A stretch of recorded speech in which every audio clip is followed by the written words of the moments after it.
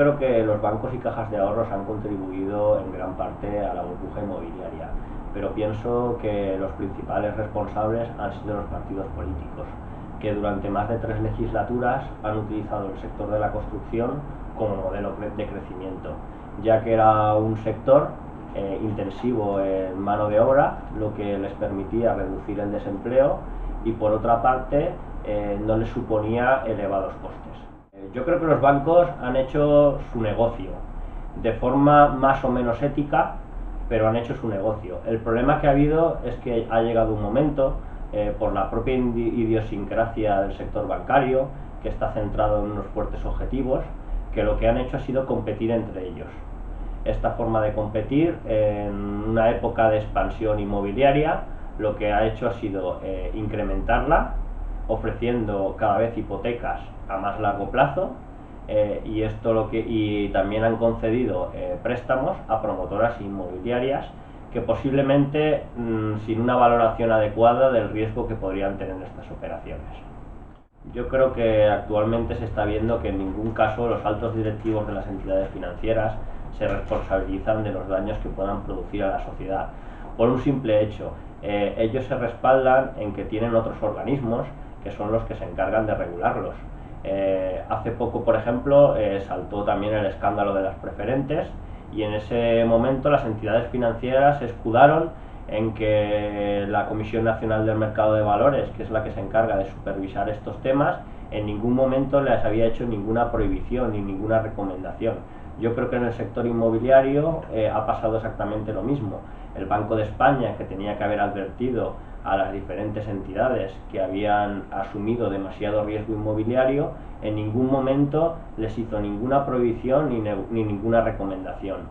Partiendo de esta base, yo creo que en ningún momento, ni ahora ni de aquí 10 años, ningún directivo de ninguna entidad financiera saldrá en la tele pidiendo o entonando el mea culpa por lo que ha sido la creación de la burbuja inmobiliaria. Esa pregunta sería casi una pregunta para los altos directivos de las entidades. Solo hay que fijarse en una cosa: un porcentaje muy elevado de los presidentes de las diferentes entidades financieras no tienen ni siquiera base financiera, no son ni economistas, ni han estudiado tampoco ninguna licenciatura en administración y dirección de empresas, y lo único que hacen es intentar hacer bien su negocio, que es maximizar sus beneficios. En ningún momento yo pienso que ellos pensaban que la burbuja inmobiliaria iba a explotar. Se vendían pisos y la siguiente remesa de pisos que se vendían a un precio más elevado que las viviendas anteriores. Es por este motivo que ellos, aunque fueran conscientes de los riesgos inherentes que podían tomar sus actitudes, en ningún momento valoraron o calibraron la posibilidad de que Europa pudiera entrar en recesión. De todas formas, el negocio inmobiliario yo creo que hubiera seguido en España al mismo nivel si no hubiera sido por la crisis que empezó en Estados Unidos. Al quebrar el banco más importante de Estados Unidos en 2008, Lehman Brothers, a partir de ahí el mercado interbancario se cerró y por tanto el grifo de la financiación mayorista, la financiación que provenía del exterior para que los bancos concedieran hipotecas y créditos a las familias españolas, se cerró completamente. Sí, yo estoy totalmente de acuerdo con esa afirmación. En estos momentos las grandes entidades financieras se han quedado como las verdaderas inmobiliarias, las inmobiliarias más importantes de España. Están acumulando viviendas en todo el territorio español. Esto simplemente es porque a raíz de los impagos que se han producido en las hipotecas, al banco no le queda otra cosa que quedarse con el inmueble en sí. De todas formas, los bancos tampoco están interesados en este tipo de activos, porque son activos dañinos y tóxicos que lo único que hacen es perjudicar el balance de la entidad. Es por este motivo que recientemente, en agosto de 2012, el gobierno de Mariano Rajoy creó lo que es el Sareb. El Sareb es un organismo que lo que se encarga es de aglutinar estos activos tóxicos de las entidades nacionalizadas que han sido rescatadas, entre comillas, por la línea de financiación proveniente de la Unión Europea. Con esto lo que se hace es, los activos salen del balance, se crean entidades más solventes y más saneadas, más eficientes, que teóricamente tendrían que fluir el crédito hacia las pymes y hacia las personas particulares, las familias. Yo creo que la política que ha seguido la Unión Europea es intentar evitar que se produjeran de nuevo los errores que se produjeron en Estados Unidos. Hay que recordar que la crisis que estalló en el 2008 a raíz de la quiebra de Lehman Brothers en parte podía haber sido evitada. En ese momento el gobierno de George Bush lo que hizo fue interesarse por la salud económica de Estados Unidos, de sus habitantes, y señaló a los bancos como los principales causantes de esta crisis. Entonces lo que hizo fue directamente dejar caer al banco. Eso lo que produjo fue un colapso financiero a nivel mundial.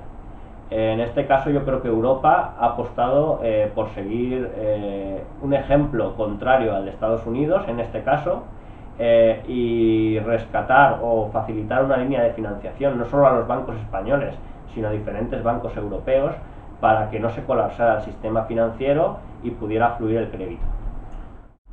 Actualmente, en el caso de que los bancos se dirigen directamente a sus agencias de tasación. Hace unos años las agencias de tasación eran totalmente independientes de los bancos, pero en una época alcista de boom inmobiliario donde los precios no hacían nada más que subir, a los bancos cada vez les interesaba conceder préstamos de un importe superior. Entonces lo que hicieron fue directamente hacerse con las agencias de tasación. De esta forma ellas lo que hacían es seguir las directrices del banco, de tal forma que muchos inmuebles fueron valorados al alza. El banco normalmente en sus préstamos concedía hasta el 80% de la tasación y en los últimos años de la burbuja inmobiliaria llegó incluso a financiar el 100%. Han sido un agente importante en la elaboración de la burbuja, ya que ellos, siguiendo sus métodos de valoración de los inmuebles, en algunos casos o en algunos inmuebles, han seguido las directrices de las entidades financieras y han subido los precios muy por encima de su valor real. Los precios no eran reales desde el punto de vista de la valoración correcta del bien, pero si tenemos en cuenta que cada vez la demanda de los inmuebles era más elevada, por el mismo motivo que se puede comentar cuando lo que hacen las familias es comprar para posteriormente venderlo y conseguir la plusvalía. Llegó un momento que muchos ciudadanos españoles simplemente compraban las viviendas para posteriormente venderlas. No era un valor que dijéramos real, pero la persona, aunque fuera consciente de que ese valor estaba muy por encima, consideraba que posteriormente en la venta iba a generar una plusvalía. Eso creaba un círculo vicioso que hizo que la burbuja inmobiliaria, en vez de estallar, continuara. Las agencias de tasación llegó un momento que dependían únicamente de los bancos, seguían las directrices de los bancos. Por lo tanto, lo que hacían era valorar el piso según unos criterios de valoración que ellos estimaban, pero que tenían que estar acorde con lo que, dijéramos, la gente que le pagaban, los bancos, acordaban. En caso de que alguien la supervisara, tendría que ser el registro de la propiedad, los registradores de la propiedad, imagino. Antes, los créditos que se concedían a las familias seguían un circuito bastante menos complejo que el actual. Estábamos hablando de un momento en el cual, debido a las bajas tasas de desempleo, cualquier persona podía realizar una movilidad funcional, podía trasladarse de un trabajo a otro, o incluso una movilidad geográfica sin ningún tipo de problemas, con la existencia de un contrato. No siempre tenía que ser fijo, pero un contrato donde se estipulaba que la persona que pedía el crédito tenía un respaldo financiero detrás, o si en el caso de que este no fuera avalado por alguien que tuviera suficiente capital o suficiente patrimonio para hacerle frente. En el caso del sector financiero, desde toda la vida, desde el punto de vista de los objetivos, mensualmente tienes que llegar a una serie de objetivos desglosados por productos. Yo me imagino que en una época de expansión como la que estamos hablando, uno de los objetivos principales de las entidades financieras era conceder créditos. Esto posiblemente lo que hizo es que muchos directivos, muchos directores de bancos, movidos por esa presión, comercializaran posiblemente hipotecas o concedieran hipotecas a promotores inmobiliarios o a familias que no disponían de los suficientes recursos. Pueden haber diferentes motivos. Yo señalaría tres principalmente. Por un lado, por el lado de la demanda. Yo creo que ha llegado un momento que las familias que están fuertemente endeudadas no quieren pedir otro préstamo o no quieren cambiar de casa por el riesgo que puede llevar que un día cualquiera pierdan su trabajo. Luego también están las pymes, es el principal tejido empresarial que tiene la sociedad española, pero últimamente la gran mayoría de pymes están pasando por verdaderas dificultades financieras. Esa sería una de las razones. Luego también podríamos indicar que otra de las razones serían los criterios, el endurecimiento de los criterios por parte de los bancos. Ahora no es suficiente posiblemente tener un trabajo fijo, necesitan que las nóminas lleguen a unas ciertas cantidades, porque en caso contrario las hipotecas no se conceden. Y luego, por último lugar, señalaría que en la línea de financiación que Europa facilitó a los bancos españoles para que fluyera el crédito, se está utilizando, digamos, para sanear aún más los balances de las entidades financieras. Por un lado, lo que se está haciendo es crear mayores provisiones para, en el caso de que estos inmuebles que de momento están siendo pagados por las personas, llegue un momento de que se queden en situación de desempleo y estos activos pasen a ser activos dañinos. Eso por un lado.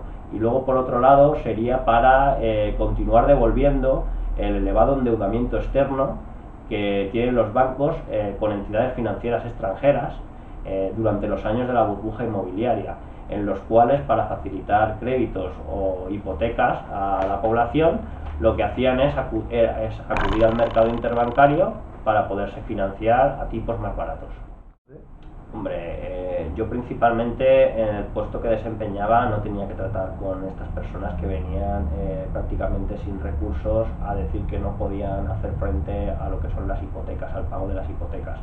Normalmente lo que se intentaba hacer por parte del banco era una refinanciación.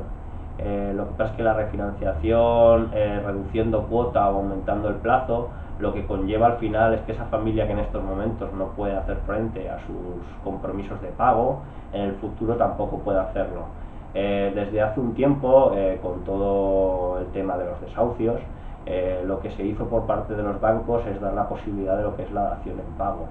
Pero personalmente yo creo que la dación en pago tiene unos requisitos muy estrictos, en los cuales no tienes que percibir ningún tipo de ingreso, prácticamente tienes que estar en la miseria. Yo creo que es una situación bastante delicada y yo creo que tanto el gobierno como la oposición como las demás fuerzas políticas deberían sentarse con los bancos para intentar arreglar intentar mediar para encontrar una solución lo antes posible.